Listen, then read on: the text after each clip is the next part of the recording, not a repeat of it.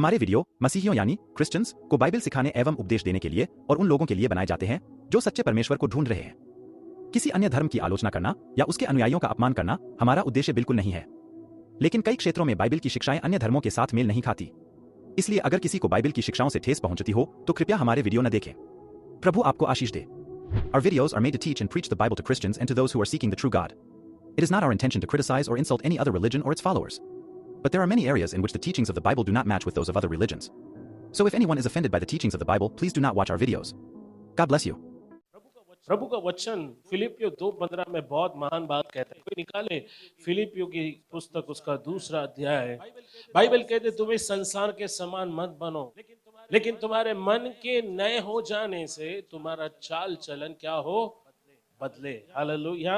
फिलिपियो उसका 2 अध्याय वचन 15 और 16 को पढ़े जल्दी से।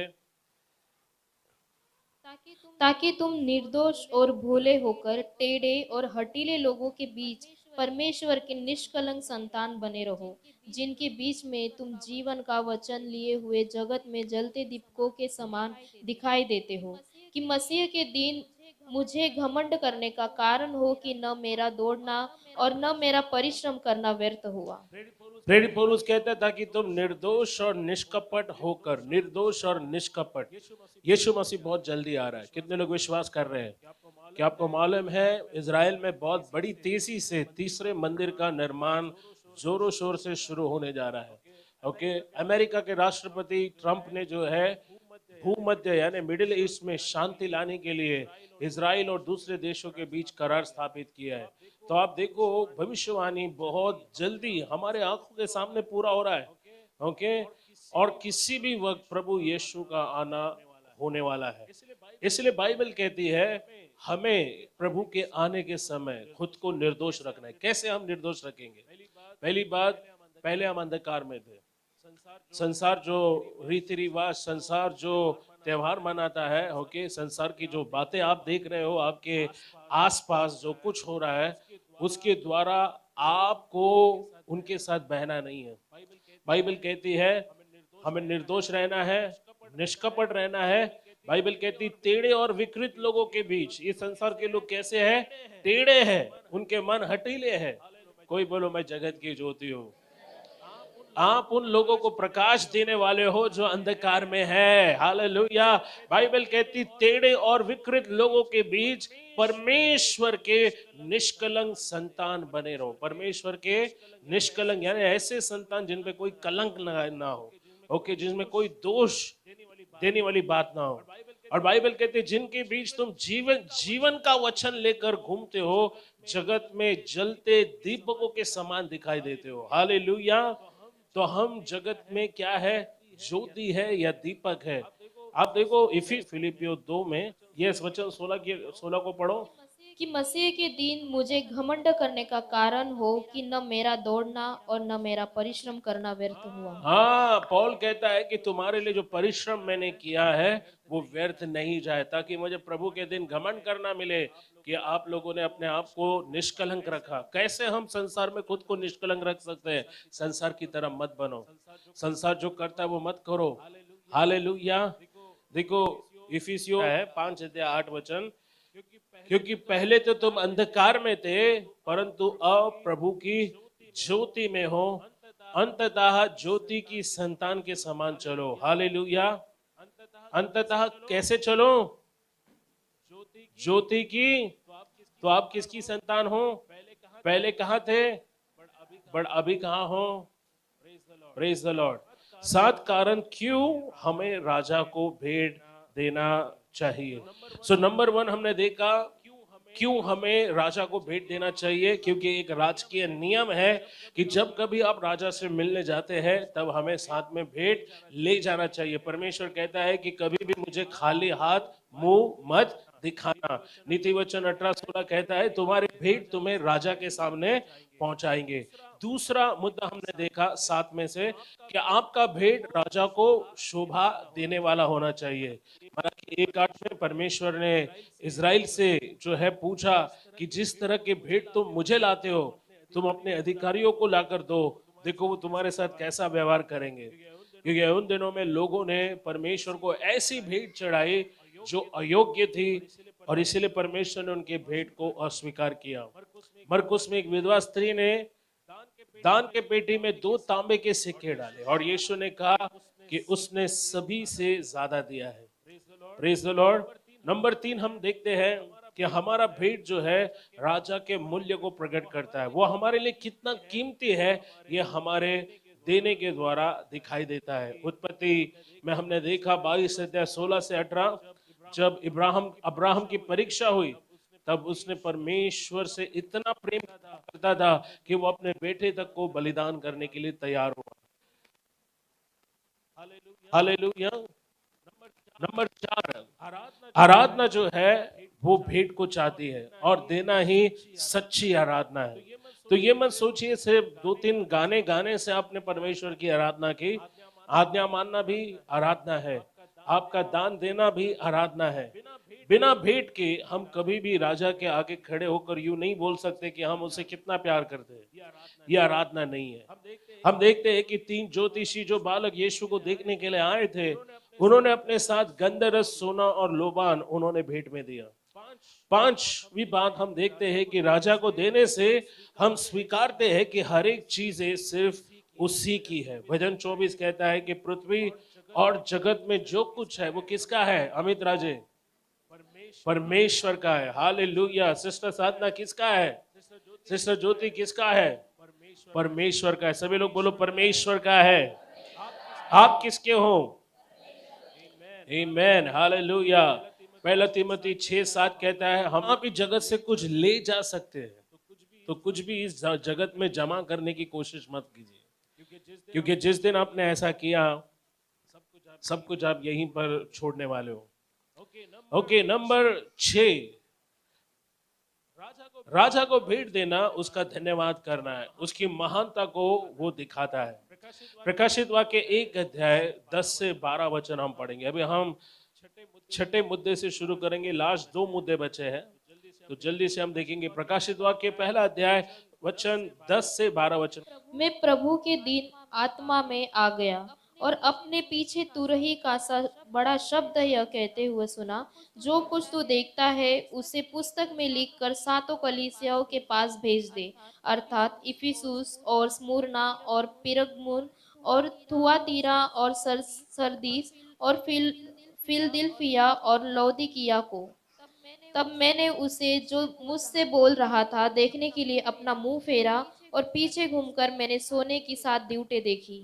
तो यहाँ पर हम देखते हैं कि यूहन्ना जिसने प्रकाशित वाक्य को लिखा, उसने दर्शन में प्रभु यीशु को देखा, उसने सोने के 7 दीवट देखे। आगे और उन दीवटों के बीच में मनुष्य के पुत्र सदृश एक पुरुष को देखा, जो पांव तक का वस्त्र पहने और छाती पर सीने का पटुका बांधे हुए था। उसके सिर और बाल श्वेत ऊन पर पाले के समान उज्जवल थे और उसकी आंखें आग की ज्वाला के समान थी। उसके पांव उत्तम पीतल के समान थे, जो मानो भट्टी में तपाया गया हो, और उसका शब्द बहुत जल के समान शब्द के समान था। वह अपने दाहिने हाथ में 7 तारे लिए हुए था और उसके मुख से तेज 2-धारी तलवार निकलती थी। उसका मुंह ऐसा प्रज्वलित हुआ जैसा सूर्य कड़ी धूप के समय चमकता है। वचन 21 को हम लोग पढ़ेंगे, 20 को पढ़ेंगे। अर्थात उन 7 तारों का भेद जिन्हें तूने मेरे दाहिने हाथ में देखा था, और उन 7 सोने के दीवटों का भेद, वे 7 तारे 7 कलीसिया के दूत है और वे 7 दीवट 7 कलीसिया है। तो यहाँ पर हम देखते हैं कि यीशु के जो है प्रकाशन को यूहन्ना को दिया गया और यूहन्ना ने देखा कि वो सोने का पटुका पहने हुए है, हाथों में 2-धारी तलवार है और 7 सोने की दीवट है। अगर आप पूरे प्रकाशित वाक्य को पढ़ेंगे तो आपको इवन 21 अध्याय 10 वचन को अगर आप पढ़ेंगे तो वहां आपको दिखाई देगा कि श्वेत सोने का सिंहासन है और बाइबल दिखती है, बाइबल में बताया गया कि स्वर्ग की जो सड़कें हैं वो भी शुद्ध सोने की है। तो ये हमें क्या देखा था? उसकी महानता को। हालेलुया। आपका भेंट आपको ये समझने में मदद करता है कि जो आप अपने साथ नहीं लाए वो सब भी राजा का है और राजा ने आपको उपयोग करने के लिए देखा जाए तो आपके पास जो 100% है वो भी राजा का ही है। फिर भी वो आपसे सिर्फ दशमांश की मांग करता है, और दशमांश यानी आप जो कमाते हो उसका 10वां हिस्सा है, और 90% वो आपको इस्तेमाल करने देता है। आप एक ऐसे राजा की प्रजा हो जो सारी जगत का स्वामी है। वो हर पल आपके साथ रहता है और आपको काम करने की शक्ति देता है, बुद्धि देता है, और पैसे कमाने की ताकत भी देता है। एक राजा हमेशा ये साबित करने की कोशिश करता है कि वही सभी अन्य राजाओं से महान है। जब भी कोई राजा भेंट करने के लिए दूसरे राजा से मिलने जाता है, तो वो अपने साथ बड़ी मात्रा में नजराने, भेंट वस्तु ले जाता है, ये दिखाने के लिए वो कितना महान है, वो कितना धनवान है। क्या आप जानते हैं, एक ऐसे राजा की भक्ति करते हैं जिसके राज्य की सड़कें भी शुद्ध सोने से बनी हुई है। Praise the lord, hallelujah. Number 7 हम देखेंगे आज का आखिरी पॉइंट। ओके, पहला राजा उसका 10 अध्याय 1 और 2 में हम शीबा की रानी के बारे में पढ़ते हैं, जो कूश नाम के देश से आई, जो अफ्रीका में है। कूश को आधुनिक भाषा में इथियोपिया बोलते हैं, इथियोपिया। ओके, और ये अफ्रीका में आज भी ये देश है। वहां पर 90% लोग क्रिश्चियन है, वहां की पॉपुलेशन। सो मसीह आबादी वहां जा कैसे गई, तो आप देखते हैं कि बहुत हजारों साल पहले राजा सुलेमान के दिनों में ये रानी जो है, जब उसने सुलेमान के बारे में सुना कि वो कितना बुद्धिमान है, वो कितना ताकतवर है, वो कितना धनवान है, तो उसके ऐश्वर्य और उसके महानता को देखने के लिए ये रानी बड़ी दूर से वो यरूशलेम आती, और वो राजा सुलेमान की परीक्षा करने के लिए आती। अब देखो, पहला राजा 10 अध्याय 1 और 2 वचन को कोई पढ़े। जब शीबा की रानी ने यहोवा के नाम के विषय सुलेमान की कीर्ति सुनी, तब वह कठिन कठिन प्रश्नों से उसकी परीक्षा करने को चल पड़ी। तो आप देखो, राजा सुलेमान से मिलने का मकसद क्या था? वो अपने सवालों से, कठिन कठिन सवालों से वो राजा को शर्मिंदा करना चाहते थे। वो चाहती थी कि राजा इतना बुद्धिमान है कि उसकी कीर्ति पूरी दुनिया में फैल गई। तो वो कठिन कठिन सवालों के साथ आई, ये देखने के लिए कि क्या सचमुच राजा सुलेमान को बुद्धि मिली है, क्या सचमुच उसकी राज्य में इतनी महानता है जिसकी चर्चा हर कोई कर रहा है। चलो आओ खुद की आंखों से जाकर देखते हैं और उसकी परीक्षा करके देखते हैं। आप देखो क्या हुआ। वह तो बहुत भारी दल के समान मसालों और बहुत सोने और मणि से लदे ऊंट साथ लिए हुए यरूशलेम में आई, और सुलेमान के पास पहुंचकर अपने मन की सब बातों के विषय में उससे बात करने लगी। यस, बाइबल कहती है कि वो अपने साथ बड़ी मात्रा में सोने चांदी के नजराने, महंगे महंगे भेंट वस्तु ले आई, और जब वो सुलेमान के दरबार में आई, तब वहां का वैभव देखकर वो दंग रह गई। हाँ, आगे। सुलेमान ने उसके सब प्रश्नों का उत्तर दिया। सुलेमान ने उसके सारे सवालों का जवाब दिया। कोई बात राजा की बुद्धि से ऐसी बाहर न रही हाँ, कि और वह उसको न बता सका। तो सुलेमान राजा की जब उसने परीक्षा की, तो उसके हर सवालों का उत्तर सुलेमान ने उससे दिया, और बाइबल कहती है कि ऐसी कोई बात ना थी जो जिसका जवाब सुलेमान ने नहीं दिया होगा।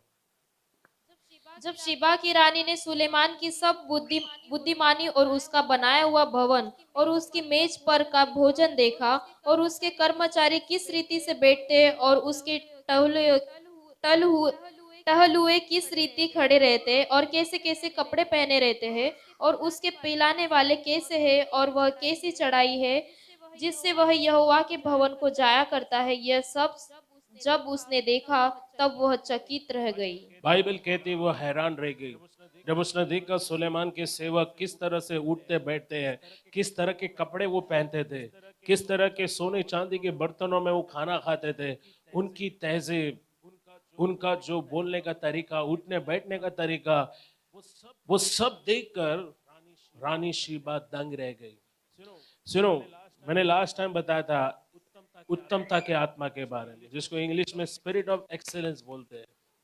जब हम परमेश्वर के भवन में आते हैं, हमें ध्यान रखना है कि किस तरह के कपड़े हम पहन कर आते हैं।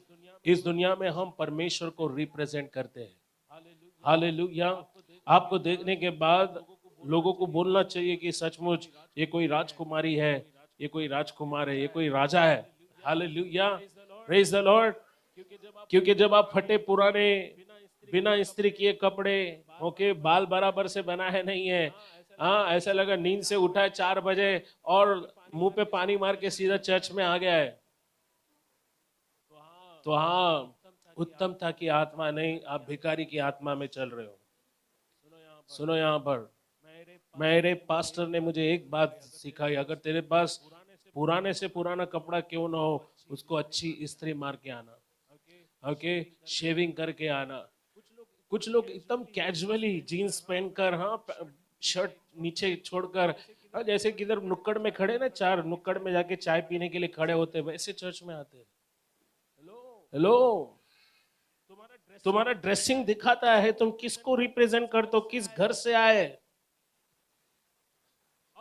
आप हैरान होंगे, एक दिन मैं कहीं पर मीटिंग के लिए गया था और मैंने कुछ अच्छे कपड़े पहने थे, पॉलिश शूज था, हाथ में बैग थी। जो रिक्शा ड्राइवर था, जब उसने मुझे मेरी जगह पर मैं उतरा, मैंने उसको पैसे दिए। जब तक मैं उसकी रिक्शा में था, वो मुझे सर सर सर की सिवाय बात नहीं कर रहा था। सोचो अगर उसी जगह पर मैंने कोई ना बिन इस्त्री का कपड़ा पहनकर, हाँ, चप्पल पहनकर, मैं अगर उसकी रिक्शा में बैठता, वो बोलता था कोई, हाँ, कौन जा रहा है, हाँ, सुनिए, आपको, आप जिस तरह के कपड़े पहनते हैं उससे आप कौन हो ये सामने वाले को मालूम पड़ता। आप कहोगे प्रभु मेरे पास कपड़े नहीं है, बाइबल कहती है सुलेमान भी अपने पूरे वैभव में ऐसे कपड़े नहीं पहना होगा जो परमेश्वर आपको देता है। विश्वास। एक दिन मेरे पास भी कपड़े नहीं थे, एक पास्टर ने मुझे घर पर बुलाया और उनको किसी ने पुराने कपड़े दिए थे, वो कपड़े उन्होंने मुझे दिए। मैं टेलर के पास गया, मेरे फिटिंग में, पहले बहुत दुबला पतला था, कितने लोग जानते हैं पहले देखा था आपने मुझे, हाँ, तो उस टाइम पर मैं वो कपड़े मैंने एडजस्ट कर किया और मैंने वो कई दिन तक पहना। बट आज समय बदल गया और जैसा कविता ने आज प्रचार में कहा, परमेश्वर जानता है आपकी जरूरतों को। सही समय आने तक धीरज रखें, क्योंकि जब आपका टाइम आएगा आपकी परिस्थितियां बदलेगी। सिर्फ उत्तमता की आत्मा में चलना बंद मत करो, क्योंकि आप यीशु मसीह को रिप्रेजेंट करते हो। अपने घर से भी बाहर जाते हो ना, ऐसा बन ठन के जाओ, भले भाजी लेने जा रहे हो, 4 जन आपको देखे, अरे कौन है ये, सबसे अच्छा परफ्यूम मारो, लोग बोलना चाहिए कौन है रोज परफ्यूम लगाकर आती, कौन है ये। उत्तमता की आत्मा, हम किसको रिप्रेजेंट करते हैं? जो आप शादी में सबसे अच्छा ड्रेस पहनते हो, क्यों? क्योंकि शादी में 4 जन देखेंगे। चर्च में कौन देख रहा है? अरे परमेश्वर देख रहा है। Hallelujah, praise the Lord. अच्छे से आओ बन ठन कर, हाँ, बटन बिटन लगा के मस्त में, बेल्ट पहन के, शूज पहन के, भाई यहाँ पर अलाउड नहीं है, नहीं तो मैं आप सभी को अलाउड करता। अच्छे से अच्छे कपड़े, एक्सेसरी पहन कर आओ चर्च में। कैजुअली मत आओ, कैजुअली यानी वो सस्ता है, चलता है एटीट्यूड को दिखाता है। जो लोग चलता हुआ एटीट्यूड लेकर चलते हैं ना, वो रास्ते पे चलते रहेंगे। अपने चलता हुआ एटीट्यूड से बाहर निकलो। अरे सब चलता है, it's okay, it's not okay boss. क्योंकि आप किसको रिप्रेजेंट करते हो? आप राजाओं के राजाओं को। बाइबल बोलती है जब वो क्रूस पर चढ़ाया जा रहा था, उसका कुर्ता भी ऊपर से लेके नीचे तक क्या था? बिन सिया हुआ था, बुना हुआ था। वो इतना महंगा था कि वो जो रोमी सिपाही थे वो कपड़े फाड़ने वाले थे। बोला नहीं फाड़ना बाबा, ये कपड़ा बहुत ब्रांडेड कपड़ा है। जो परफ्यूम यीशु के सर पे डाला गया, मालूम है वो कितनी कीमती थी? हाँ, फिलिपिस क्या बोला मालूम है? हाँ, 6 महीने का पगार, 6 महीने के पगार इंपोर्टेड। वो जो स्त्री ने जटामासी के ना बर्तन में जो इत्र, महंगा इत्र लेकर आए, बाइबल बोलती जैसे उसने बाटली फोड़ा, पूरा घर खुशबू से भर गया। पीछे चेले कुड़कुड़ाने लगे, अरे क्यों इतना वेस्ट कर किया पैसा। हाँ, क्यों इतना खर्चा किया? चर्च में 50,000 का स्पीकर लेने की क्या जरूरत थी? हाँ, रोड पे से भी ले सकते थे ना।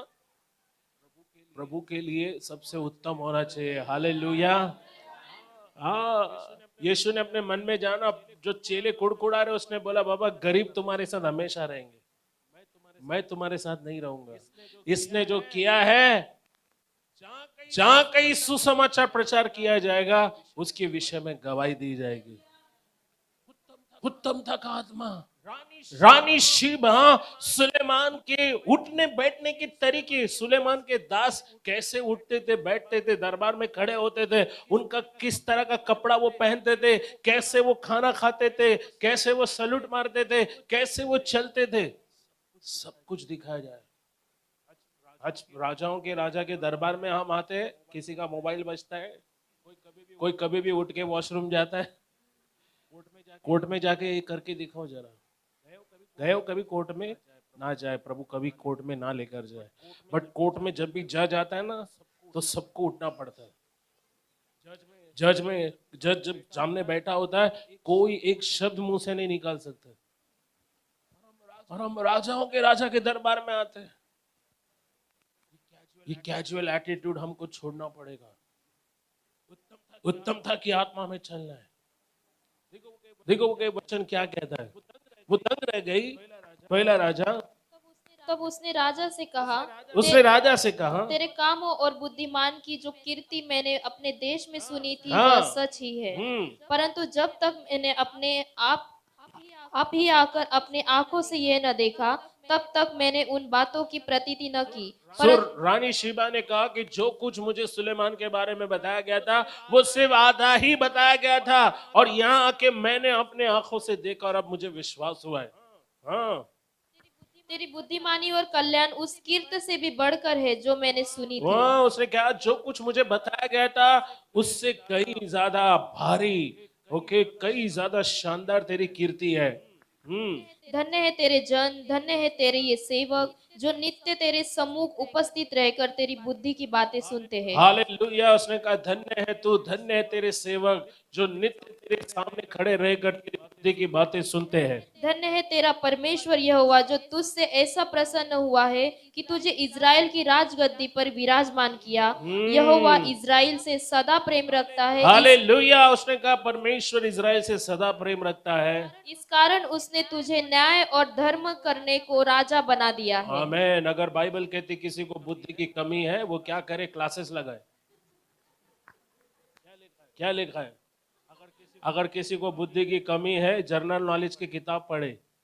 क्या लिखा है? याकूब क्या कहते हैं? अगर किसी को बुद्धि की कमी है, क्या करे? यूट्यूब का वीडियो लगाए। क्या करे? याकूब 1:5 क्या कहता है? अगर किसी को बुद्धि की कमी है, वो किससे मांगे? आज घर जाकर बोलो परमेश्वर मुझे बुद्धि दे। यीशु क्या बोलता है मालूम है? इस संसार के लोग ज्योति की संतान से बहुत होशियार है, क्योंकि उनको मालूम है किसके साथ कैसे व्यवहार करना है। उनको दुनियादारी पता है। हम प्रभु के लोग हैं, हमको इस चार दीवारी के बाहर क्या होता है कुछ मालूम नहीं। दुनिया में क्या कर रहा है मालूम नहीं। प्रार्थना करो प्रभु आपको बुद्धि दे। जब तक दुनिया में रहोगे बुद्धिमानी से जीवन जियोगे, बुद्धिमानी से फैसले करोगे, बुद्धिमानी से जीवन में आगे बढ़ोगे। अगर हम मूर्खता का जीवन जिएंगे, हमारे जीवन में आशीष नहीं आएगी। ये रानी जो सुलेमान का बुद्धि देखने आए थे, वो इतनी प्रभावित हुई कि एकमात्र सच्चे जीवित परमेश्वर का प्रकाशन वो अपने साथ ले गई, और जाते जाते परमेश्वर की महिमा करते हुए गई। आज इथोपिया जो देश है, वहां की 70% आबादी मसीह है। अब देखो प्रेरित 8:26 से 32 में हम एक खोजे के बारे में पढ़ते हैं, जो जीवित परमेश्वर की खोज में था। खोजा यानी किन्नर। देखा है ना, सिग्नल पे खड़े होते किन्नर। बट ये खोजा कोई साधारण किन्नर नहीं था, भीख मांगने वाला नहीं था। बाइबल कहती वो रानी कंदाके का मंत्री था। कौन था वो? बहुत बड़ा मंत्री था, और वो रथ में सफर कर रहा था। रथ सिर्फ रॉयल लोगों के पास होता था। आज के दिनों में मर्सिडीज या एम्बेसडर कौन लेकर चलता है? हाँ, जो बहुत ज्यादा प्रभावशाली लोग होते हैं, धनवान लोग होते हैं या राजकीय लोग होते हैं, लाल बत्ती वाली गाड़ी, तो उन दिनों में रथ किसके पास होता था मालूम है? जो राजकीय लोग होते थे या राजा का सबसे खास व्यक्ति होता था, वही रथ में चल सकता था। और बाइबल कहती है कि ये जो किन्नर है, ये जो खोजा है, ये रथ में सवार कर रहा था, और फिलिपुस को पवित्र आत्मा ने कहा जा उस रथ के पीछे जा, और ये रथ में चल रहा था। फिलिपुस दौड़कर उस रथ के पीछे गया और वो बोलने लगा, तू बाइबल पढ़ रहा है, लेकिन क्या तुझे कुछ समझ में भी आ रहा है? इस खोजे ने बोला, अगर मुझे कोई समझाने वाला मिल जाए तो भी तो मेरे समझ में आए। फिलिपुस को उसने हाथ दिया, बोला रथ पे चढ़ जा, और फिलिपुस रथ में चढ़ गया, और उसने जो पढ़ रहा था यशायाह से, उसे यीशु मसीह के बारे में सुसमाचार दिया, और कहा बपतिस्मा ले, तेरे पापों की क्षमा होगी। उसने रथ रुकवाया, रास्ते में उनको एक छोटा सा तालाब देखा, बोला क्या मैं बपतिस्मा ले सकता हूं? फिलिपुस ने बोला क्यों नहीं, अगर तो विश्वास करता है तो अभी बपतिस्मा ले। और बाइबल कहती है कि फिलिपुस और वो खोजा दोनों पानी में गए, लेकिन जैसे खोजा पानी में से बाहर आया, फिलिपुस गायब था। फिलिपुस कहां चला गया? पवित्र आत्मा ने उसको क्या किया? उठाकर किसी दूसरे नगर में भेजा। Air transport, airlift. कभी कभी साकीनाका में आते आते सर दर्द देता है ना, काश पवित्र आत्मा को उठा के एक जगह से सीधा घर में लाके छोड़ दे। एयरलिफ्ट। खोजा हैरान हो गया, अरे 2 जन गए थे पानी में। और बाइबल कहती है कि वो खोजा आनंद मनाते हुए अपने देश चला गया। अब एक जरूरी सवाल है कि ये खोजा जो था उसको बाइबल के बारे में कैसे मालूम पड़ा? क्योंकि वो बाइबल पढ़ रहा था, पवित्र शास्त्र को पढ़ रहा था, और वो जीवित परमेश्वर की खोज में था। इतिहासकार बताते हैं कि रानी शीबा जो इथियोपिया से आई थी, कूश देश से आई थी, उसने जाकर परमेश्वर का संदेश अपने देशवासियों को सुनाया। आप देखो राजा सुलेमान की जो कीर्ति थी वो दुनिया में फैल गई। अब रानी शीबा जो है अपने साथ बड़ी मात्रा में भेंट लेकर आई, लेकिन इतिहासकार बताते हैं कि जब वो वापस गई, 7 गुना जितना उसने दिया था उसका 7 गुना सुलेमान ने उसको वापस दिया। जब आप राजा को भेंट देते हैं तो वो आपको दुगना वापस देने के लिए मजबूर हो जाता है। सुनो, यहाँ पर पैसों की जो आशीष है वो रैंडमली यानी एकदम से नहीं आती। परमेश्वर आपकी आज्ञाकारी को देखता है। अब देखो परमेश्वर जब भी आपको आशीष देगा तो वो आपको इतनी आशीष देगा कि वो आपको दूसरों के लिए आशीष बनाएगा। व्यवस्था विवरण 28:12 में क्या लिखा है, पढ़ो। बाइबल कहती है परमेश्वर तेरा भंडार अर्थात स्वर्ग को तेरे लिए खोल देगा। किसको खोलेगा? क्या आप चाहते हैं स्वर्ग आपके लिए खुला हो? हालेलुया। व्यवस्था विवरण 28:12 पढ़िए। यहोवा तेरे लिए अपने आकाश रूपी उत्तम भंडार को खोलकर तेरी भूमि पर समय पर मेह बरसाएगा और तेरे सारे कामों पर आशीष देगा, और तू बहुतेरी जातियों का उद्धार देगा। मेरी बाइबल में लिखा है वो तेरे हाथों के सब कामों को सफल करेगा। अपने हाथ उठाए और बोले प्रभु मेरे हाथों के कामों को सफल कर, मेरे परिवार पर स्वर्ग की दरवाजे खोल, और मेरे जीवन पर आशीष की वर्षा कर। सुनो, बहुत से विश्वासी चंगाई के लिए, उद्धार के लिए, सुरक्षा के लिए परमेश्वर पे भरोसा करते हैं, लेकिन पैसों के मामले में वो परमेश्वर पे भरोसा करने में संघर्ष करते हैं। वो कहते हैं मुझे अनंत जीवन के लिए विश्वास है, लेकिन रोज की रोटी के लिए नहीं। परंतु मैं आपसे कहना चाहता हूं परमेश्वर जो पाप क्षमा करता है वो आपकी थाली को भी भर सकता है, वो आपके टेबल को भी भर सकता है। वो केवल उद्धार देने वाला परमेश्वर नहीं है, वो प्रावधान करने वाला, वो प्रयोजन करने वाला भी परमेश्वर है। आज परमेश्वर आपके जीवन से हर एक कमी, कर्जे को और आर्थिक रूप से गरीबी की आत्मा के बंधन को तोड़ना चाहता है। वो आपको बहुतायत में चलाना चाहता है, वो आपको बहुतायत में चलने देना चाहता है, ना कि सिर्फ जीवित रहने के लिए। कई बार लोग पूछते हैं ना, कैसा चल रहा है? ठीक है, चल रहा है जीवन की गाड़ी। हेलो, परमेश्वर सिर्फ जिंदा रहने के लिए उसने आपको नहीं चुना है, वो आपको बहुतायत में चलाना चाहता है। क्या आप बहुतायत में चलना चाहते हो? आज परमेश्वर आपके जीवन से हर एक कमी और कर्जे की आत्मा को निकालना चाहता है। बोलो हालेलुया। परमेश्वर की इच्छा कमी की नहीं है, बहुतायत की है। बोलो, परमेश्वर की इच्छा मेरे जीवन में कमी की नहीं है, बहुतायत की है। यूहन्ना 10:10 में यीशु ने कहा, मैं आया हूं कि तुम्हें जीवन मिले, और कितना जीवन मिले? कितना जीवन मिले? बहुतायत कितना होता है मालूम है? इतना नहीं, इतना नहीं, इतना नहीं, इतना नहीं, कितना कितना? बाइबल कहती है यीशु क्यों आया है? सिर्फ जीवन नहीं, बहुतायत का जीवन देने के लिए। बहुतायत का अर्थ है जितना चाहिए उससे कहीं ज्यादा। हालेलुया। 5 रोटी से कितना हुआ? पतरस को कितनी मछलियां मिली? नहीं नहीं, मैं और मेरा परिवार बस इसे आज खाएंगे और फिर कल। विधवा स्त्री को कितना मिला? अब पूरे बाइबल में चमत्कार को देखो, जब भी परमेश्वर ने किसी को दिया है तो थोड़ा नहीं दिया, थोड़ा नहीं दिया है। और यीशु क्या कहता है? मैं क्यों आया हूं? मैं क्यों आया हूं? मैं थोड़ा देने के लिए नहीं आया हूं। हालेलुया। थोड़ा इधर से थोड़ा उधर से नहीं, मैं तुम्हें बहुतायत का जीवन देने आया हूं, बहुतायत की चंगाई देने आया हूं, बहुतायत का आशीर्वाद देने आया हूं। बहुतायत का मतलब होता है पर्याप्त से अधिक। यदि आप कमी से जूझ रहे हैं तो ये परमेश्वर की इच्छा नहीं है, बल्कि ये शत्रु है जो आपके आशीष को चुरा रहा है। कितने लोगों की लाइफ में कमी से आप जा रहे हो? कितने लोग अपने जीवन में कमी से जा रहे हो? जल्दी अपना हाथ उठाए। ये परमेश्वर की इच्छा नहीं कि आप कमी में जीवन जिए। शत्रु आपके आशीष को चुरा रहा है। जब इजरायली लोग जंगल में थे उनके पास थोड़ा ही था, लेकिन जब वो प्रतिज्ञा के देश में पहुंचे तो उनके पास बहुतायत था। परमेश्वर आज आपको जंगल से प्रतिज्ञा के देश में ले जाने का वादा करता है। मैं विश्वास करता हूं 2025 दिसंबर के बाद आप जंगल के अनुभव से बाहर निकलोगे।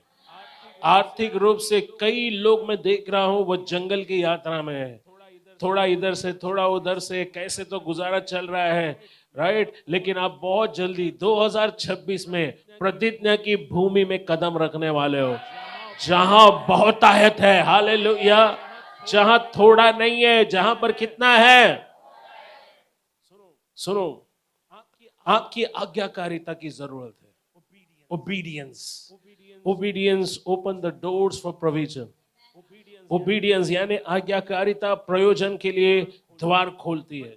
परमेश्वर की आशीष एकदम से नहीं आती, रैंडमली नहीं आती, आज्ञा पालने से आती है। बोलो अपने बाजू लिखो, आशीष प्रार्थना करने से नहीं आती है, उपवास रखने से नहीं आती है, हाँ, जिद करने से भी नहीं आती है। फिर कैसे आती है आशीष? सुनो, अगर मैं प्रार्थना कर रहा हूं बट आज्ञा नहीं मान रहा, बाइबल बोल रहे शत्रु से प्रेम कर, लेकिन मैं शत्रु से क्या कर रहा हूं? और प्रार्थना भी कर रहा हूं। Hallelujah, hallelujah. उपवास प्रार्थना कर रहा हूं, नाइट प्रेयर कर रहा हूं, 7 दिन का उपवास, 21 दिन का उपवास कर करके वजन ऐसे ही घट गया, पर आज्ञा नहीं मान रहा हूं। क्या आशीष आएगी? आशीष आएगी? हेलो बोलिए, आशीष आएगी क्या? सो परमेश्वर की आशीष एकदम से नहीं आती है, आज्ञा पालने से आती है। बोलो अपने बाजू वाले से, आज्ञाकारिता से आती है। यशायाह 1:19 पढ़ो, क्या लिखा है यशायाह 1:19 में? बाइबल कहती है अगर आज तुम मेरी आज्ञा मानो तो इस देश का उत्तम फल खाओगे। बोलो मैं उत्तम फल खाऊंगा। हाँ, हम लोग जब बड़े हो रहे थे ना, हमारे बड़े बुजुर्ग क्या बोलते थे मालूम है? आज तुम लोग क्या है, आज की पीढ़ी थोड़ी थोड़ी बात पे बीमार हो जाती है। हम लोग के टाइम पे असली चीज था, हम असली चीज खाए हैं। हेलो, सुना है आप लोगों को किसी ने बोला है दादा बाप दादा असली चीज खाते थे, बट परमेश्वर क्या बोल रहा है, अगर आज तुम मेरी आज्ञा मानो तो इस देश का सबसे उत्तम फल, आइज़ाया 119, यशायाह 1:19 क्या कहता है, यदि तुम मेरी आज्ञा मानो, यदि तुम तैयार हो मेरे आज्ञा मानो तो तुम मेरे देश का उत्तम फल खाओगे। लिखा है आपकी बाइबल में, पढ़ो पढ़ो वचन से खुद करो। यदि तुम आज्ञाकारी होकर मेरी मानो तो इस देश के उत्तम उत्तम पदार्थ खाओगे, और यदि तुम न मानो और बलवा करो तो तलवार से मारे जाओगे। यहोवा का यही अगर तुम वचन बलवा है। करोगे न्याय तुम पर आएगा, अगर तुम आपका जीवन जियोगे न्याय तुम पर आएगा। देखो आपका दान, आपकी भेंट, ये दान धर्म नहीं है, चैरिटी नहीं है, विश्वास और आज्ञाकारिता का काम है जो स्वर्ग के भंडार को खोलती है। जब पतरस ने यीशु की आज्ञा मानी, उसकी आज्ञा का पालन किया और उसने जाल डाला, रात भर कुछ नहीं पकड़ा था, लेकिन जब उसने फिर से जाल डाला तो इतनी मछलियां पकड़ी कि जाल टूटने लगी। आज्ञाकारिता शून्यता को बहुतायत में बदलती है। कम ऑन बोलो, आज्ञाकारिता शून्यता को बहुतायत में बदल देती है। अब शून्यता को इंग्लिश में बैंक्रप्सी कहते हैं। क्या कहते हैं? बैंक्रप्सी यानी पूरी तरह से दिवाला निकलना। अभी दिवाली मनाने वाले लोग, कई लोग किसी का दिवाला निकल रहा है। सुनो यहां पर,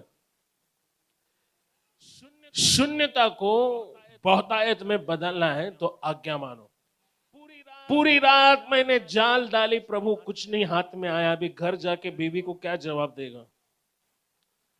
हाँ, आ गए मुंह उठा के, अभी खाना कहां से बनाएंगे, कुछ पकड़ा नहीं है मच्छी। सोचो पतरस शादीशुदा था, उसकी बीवी थी, बच्चे थे, बाइबल बोलती उसकी सास भी थी। पतरस सोच रहा था अभी घर कैसे जाऊं, घर में अभी जाएगा, अभी बीवी स्वागत के लिए तैयार रहेगी। पूरी रात उसने मेहनत की,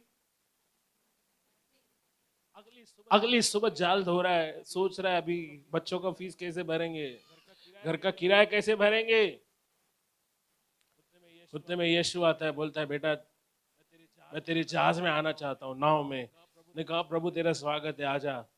अब यीशु प्रचार कर रहा है, धन्य हो तुम जो दीन हो, तुम परमेश्वर के राज्य को देखोगे। अब अपना पहाड़ी उपदेश समाप्त करने के बाद यीशु पतरस से कहता है काम कर, अभी नाव क्या कर, थोड़ी गहराई में ले जा। फिर वो गहराई में ले जाने के बाद बोलता है अभी अपनी जाल डाल। पतरस ने ये नहीं बोला प्रभु मैंने पूरा रात मेहनत किया है, कुछ फायदा नहीं है, छोड़ दे, चल वापस किनारे पे जाते हैं, ऐसा बोला। बोला तू बोलता है तो मैं जाल। और क्या हुआ? तुम्हारी मेहनत से जो तुमने आज तक नहीं कमाया, वो एक आज्ञाकारिता, देखो एक आशीष पूरी जिंदगी का प्रयोजन ला सकती है। सुनो, एक परमेश्वर का आशीर्वाद जब आएगा, पूरी जिंदगी भर तुम बैठकर खाओगे, जिंदगी भर की आशीष हो जाएगी वो। सोचो एक चमत्कार 2026 के लिए प्रार्थना करो, प्रभु मेरे लाइफ में एक ऐसा चमत्कार, ऐसा मोड़, एक ऐसी घटना मेरे जीवन में होने दे, पूरा जिंदगी सेट हो जाएगा। चाहते आप ऐसा हो? हालेलुया। क्या करो? आज्ञा मानो। कितने लोग आज्ञा मानने के लिए तैयार हैं? Praise the Lord, praise the lord, hallelujah. परमेश्वर आपके हाथों में जो कुछ रखता है उसको बढ़ाता है। एक छोटे लड़के के पास केवल 5 रोटी और 2 मछली थी, बट उसने किसी के हाथ में रखा। देखो किसके हाथ में रखते हो बहुत जरूरी है। अमित राजे के हाथ में अगर बल्ला आए तो वो सिर्फ बल्ला है, कांजरो का एक साधारण लड़का है, बैट उठाया, लेकिन यही बैट अगर सचिन तेंदुलकर का हाथ में जाए तो क्या होगा? किसका हाथ है ये बहुत मायने रखता है। समझ रहे हैं आप लोग? Praise the lord, hallelujah. कौन आप पर हाथ रख रहा है ये भी बहुत जरूरी है। उस लड़के के हाथ में केवल 5 रोटी थी और 2 मछलियां थी। जब उसने यीशु के हाथ में रखा वो 5000 हो गया। परमेश्वर उससे गुनाह नहीं कर सकता जो आप कसकर पकड़ के रखते हो। पकड़ के रख, जाने मत दे। उसको परमेश्वर आशीष नहीं देगा। सुनो यहां पर, केवल वही जो आपके हाथ में है परमेश्वर उसको बढ़ा सकता है। सुनो, जब आप देते हो अपने थोड़े को स्वामी के हाथ में रख दो और वो उसे आपकी कल्पना से अधिक बढ़ाएगा। मत कहो मैं दे नहीं सकता, मैं देने का रिस्क नहीं उठा सकता, मैं जोखिम उठा नहीं सकता। देने से बढ़ती होती है। लूक 6:38 कहता है दो तो तुम्हें, मैं नहीं बोल रहा, आपकी बाइबल में लिखा है दो तो तुम्हें दिया जाएगा। तो अगर पाना है तो आपको क्या करना पड़ेगा? कितने लोगों को मांगता है? कितने लोग पाना चाहते हैं? तो देने के लिए तैयार हो जाए। लूका 6:38 कहता है दो तो तुम्हें दिया जाएगा, लोग दबा दबा कर, बोलो दबा दबा कर, उमड़ता हुआ तुम्हारी गोद में डालेंगे। Praise the lord, hallelujah. So परमेश्वर बहुतायत का परमेश्वर है। जब वो देता है तो इतना नहीं देगा सिर्फ आपका घर का गुजारा चले, आप पूरी बिल्डिंग के लिए आशीष होंगे। Praise the lord. कितने लोग आशीष बनने के लिए आए हैं? बोलो I am a blesser, I am not a beggar. बोलो मैं भीख मांगने वाला नहीं हूं, मैं आशीर्वाद देने वाला हूं। कम ऑन, बोलो आई एम नॉट अ बेगर। हम भीख मांगने वाले नहीं, हम आशीर्वाद देने वाले हैं। सो जब परमेश्वर आपको बढ़ाता है तो अपना भंडार बड़ा मत करो, अपना दिल बड़ा करो। ओ नहीं सुना किसी ने? जब परमेश्वर आपको देता है तो अपना गोदाम बड़ा मत करो, क्योंकि एक लालची किसान ने यही किया। जब उसकी जमीन में बम्पर फसल आई, उसने अपने मन से कहा ए मेरे मन, खा पी और क्या कर, ऐश कर, क्योंकि आप पूरी जिंदगी भर तेरे पास खाने के लिए। और परमेश्वर बोलता है हे मूर्ख, आज रात, अभी देखो ऐसा बोलने के पहले इस धनवान किसान ने क्या किया? अपनी बखारियां तोड़ी और बड़ा गोदाम बनाया, और उसने सारा अपना जो खेती में जो फसल आया था उसने उस गोदाम में क्या किया? जमा किया। परमेश्वर बोलता है आज रात अगर मैं तेरा जान ले लूं, तेरा प्राण ले लूं, ये सब जो तूने बैंक में जमा किया है, कबट में जमा किया है, गल्ले के अंदर जमा किया है, बिस्तरे के अंदर जमा करके रखा है, पति को मालूम नहीं, बच्चों को मालूम नहीं, ये सब किसका होगा? हाँ। तो जब परमेश्वर आपको देता है, गोदाम मत बड़ा करो, बोलो दिल बड़ा करो। तो जो आप परमेश्वर के हाथों में रखते हैं वो क्या होता है मालूम है? वो बहुतायत में बढ़ते जाता है। और जब आप दोगे, परमेश्वर कहता है आपको मिलेगा। आपका हर एक रुपया जो आप विश्वास के साथ बोते हैं वो एक बीज बन जाता है, जो आपके लिए अनंत कालीन पुरस्कार लेकर आता है। विश्वास आर्थिक सफलता को लाता है। ये मत कहो मैं कंगाल हूं, बोलो मैं आशीर्वादित हूं, बोलो मैं आशीर्वादित हूं। भजन संहिता 50:10 में परमेश्वर कहता है 1000 पहाड़ियों पर जो प्राणी है वो मेरे ही है। बोलो दुनिया में जो कुछ है वो सब मेरे बाप का है। बोलो पड़ोसी को मेरे बाप को तुम नहीं जानते हो, बहुत धनवान है। क्या तुम जानते हो मेरा बाप कौन है? हाँ, हेलो, कौन है आपका पिता? हाँ, ये मत कहो मैं कंगाल हूं, बोलो मैं आशीर्वादित हूं। आपके बोले गए शब्द आपकी दुनिया बनाते हैं। आपके बोले गए शब्द या तो आपकी दुनिया बनाएंगे या आपकी दुनिया उजाड़ देंगे। भले आपके पास कुछ नहीं है, विश्वास के साथ बोलो, और विश्वास के साथ जब बोलते हो तो विश्वास के साथ काम भी करो। अभी विश्वास में बोलने का मतलब ये नहीं फेंकते बैठना है। हाँ, कई लोग मैं सुनता हूँ कभी कभी विश्वासी लोगों को फेंकते बहुत ज्यादा है। बाइबल कहती है कार्य विश्वास के बिना मरा हुआ है। अगर एक किसान बीज बोता नहीं और फेंक रहा है बड़ी बड़ी, अरे ये साल में बम्पर लॉटरी लगने वाला है, मेरी जमीन में बहुत सारा बीज फसल आने वाला। अरे काय का फसल आएगा, रात भर चिल्लाएगा, बाइबल के सारे वचन की घोषणा करेगा, तो भी कुछ होने वाला नहीं है। क्यों?